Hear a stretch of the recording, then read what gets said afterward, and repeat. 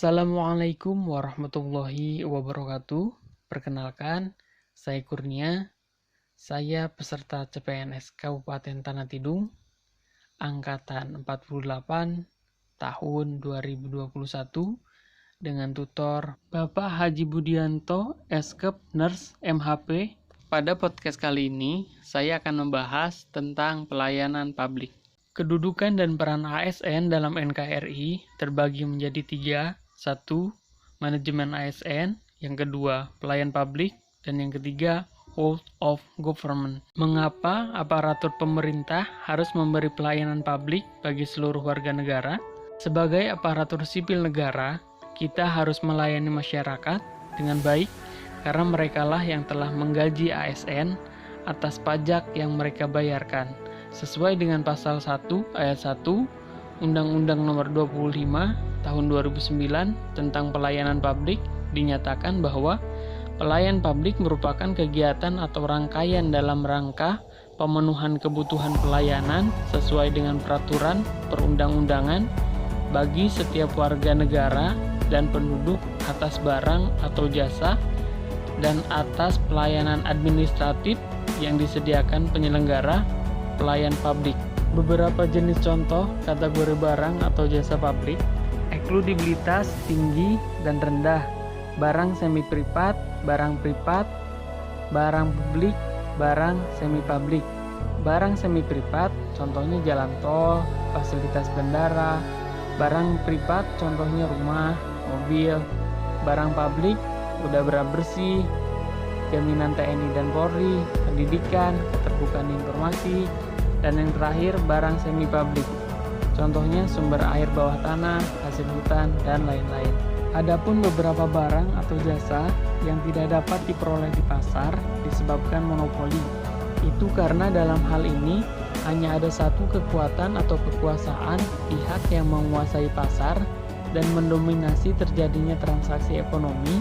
Apabila barang dan jasa yang dibutuhkan tidak ada yang menyerupai atau menggantikan barang atau jasa tersebut, maka kondisi pasar yang dikuasai oleh satu penjual akan terus berlangsung. Barang atau jasa yang memiliki rivalry dan eksklusivitasnya yang rendah artinya adalah barang atau jasa tertentu yang telah dikonsumsi atau digunakan oleh seorang individu tidak akan habis dan masih akan dapat digunakan oleh individu yang lain tanpa mengurangi manfaat dari barang atau jasa tersebut serta kepuasan individu yang menggunakannya kemudian. Konsumsi barang dan jasa ialah suatu kegiatan yang bertujuan mengurangi atau menghabiskan daya guna suatu benda, baik berupa barang maupun jasa, untuk memenuhi kebutuhan dan kepuasan secara langsung. Karakteristik perkembangan perubahan paradigma pelayanan OPA menjadi NPM, kemudian menjadi New Public Service. Dalam paradigma OPA tersebut, negara dianggap sebagai satu-satunya lembaga yang paling mampu menyelesaikan segala persoalan yang dihadapi oleh masyarakat. Sedangkan pada NPM, pada masa ini, para manajer pelayan publik dan penyedia jasa layanan publik diprogram dan dididik untuk menjalankan pelayanan yang berorientasi pada profit. Contohnya jasa pelayanan rumah sakit yang tadinya gratis jadi berbayar. Untuk mengatasi hal tersebut, munculnya paradigma baru pelayanan yang disebut New Public Service atau NPS. Paradigma ini menekankan pentingnya keberadaan negara dalam menyiapkan pelayanan yang dibutuhkan oleh masyarakat. Negara ada dan berpihak kepada masyarakat. Di Indonesia, paradigma ini dapat dilihat melalui penyediaan pendidikan gratis, kesehatan gratis bagi masyarakat yang tidak mampu, dan banyak lagi. Perbedaan pelayanan publik dan pelayanan privat. Pelayanan publik berorientasi kepada kepentingan publik, artinya setiap pelayanan yang diberikan oleh yang memberi pelayanan berorientasi pada kepentingan publik, bukan pada kepentingan pribadi atau kelompok tertentu. Pelayanan privat adalah pelayanan yang diberikan oleh pihak swasta yang berorientasi pada pelanggan atau stakeholder yang tujuannya adalah mencari keuntungan atau profit.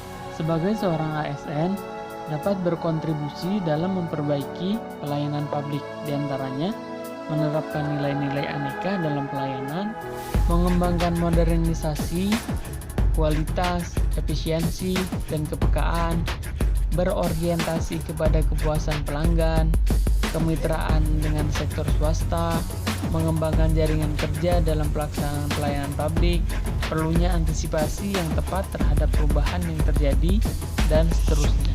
Perbedaan etiket dan etika.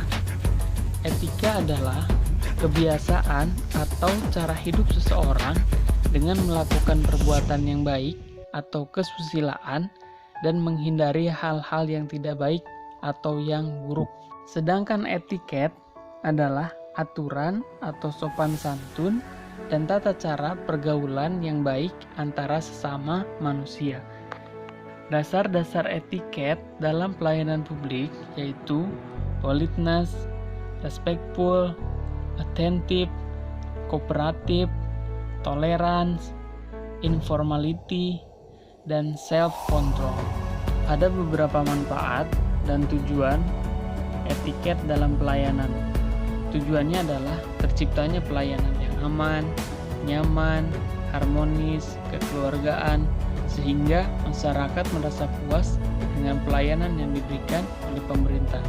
Manfaatnya yaitu komunikatif, atraktif, respectable, dan self-confident. Sekian podcast saya kali ini, semoga banyak manfaatnya. Apabila ada yang salah, mohon dibetulkan, silahkan komen di bawah. Saya tutup, wassalamualaikum warahmatullahi wabarakatuh.